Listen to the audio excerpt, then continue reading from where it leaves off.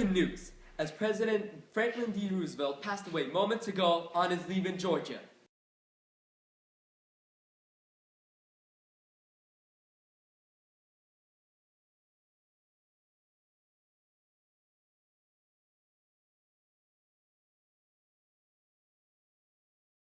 There's pandemonium in the streets of Warm Spring right now, as one of our reporters, Jonathan Vargas, is going to get to the bottom of this. To you, Jonathan.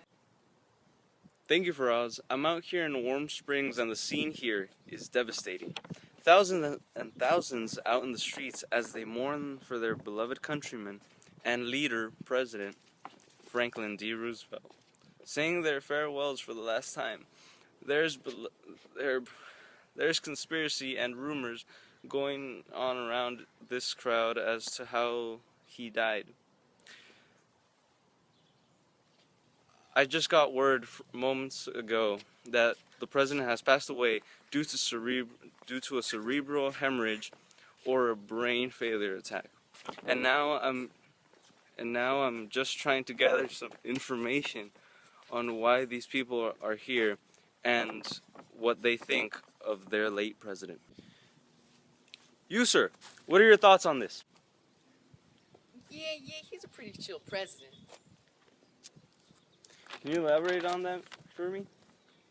Well, first off, he kept us out of the war and stuff. And he didn't do anything stupid after the Japs attacked Pearl Harbor. He kept us pretty safe during that war. And he protected us. Yeah, sounds good. You, miss, what are your thoughts on this? Oh, me? I'm gonna be on TV? Okay. Yeah, it's very sad, you know. He was a great president. He brought a lot of economic reforms when we were in the Great Depression, and he helped all of us Americans stand up. Yeah. I know. What a tragedy. Now we have Nathan John Gazwar over in Japan right now, reporting on the war, and he's trying to see the soldiers' reactions to this horrible news. To you, Nathan. Hey, sir. Oh, shoot. Bullets whizzing by. Sir, what do you think about the president dying? What?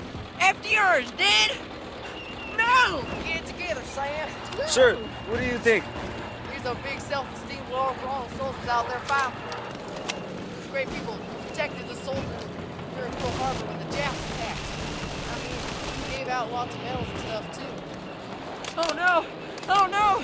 Mortar! Oh wow, well, okay. Looks like we got some complications going on in Japan, but I wouldn't worry. Nothing too serious. But, okay. I'm sure this tragic news has devastated all of us today, but to honor this great president's passing away, we have made a special recording to recap all he's done for us.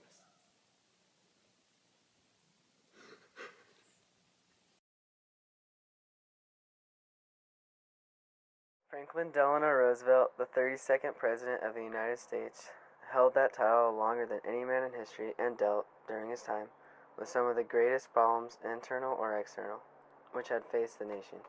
The internal crisis which existed at the time of his first inauguration on March 4, 1933, when the nation's economic system was faltering and its financial organism paralyzed by fear, was followed in his third term by the global war, during which he and Winston Churchill emerged as leaders of the English-speaking world. The years in between were packed with swift and drastic social and economics changes to make Mr. Roosevelt the most controversial figure in American history. Beloved by millions, hated, admired, feared, and scorned by countless adversaries, he did much to shape the future of the nation.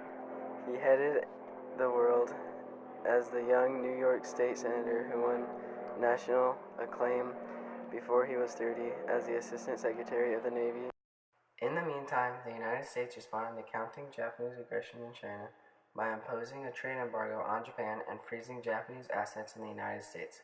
To meet this threat to their oil supplies, the Japanese laid plans to seize the oil-producing British and Dutch possessions in the Pacific. It was there that Roosevelt and most other American officials assumed where Japan's next aggressive moves would be. The Americans had cracked the Japanese codes and knew an attack on the territory of one of the Western powers was coming. The intelligence information Washington received could have, if probably interpreted, altered the United States to Tokyo's plans. But because no one anticipated that the Japanese would launch so bold an effort, no one predicted what they actually did.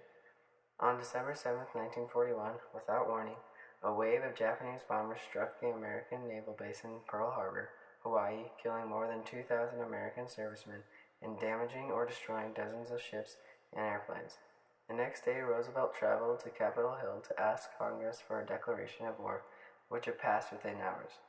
3 days later, Germany and Italy, Japan's European allies, declared war on the United States, and the American Congress quickly reciprocated.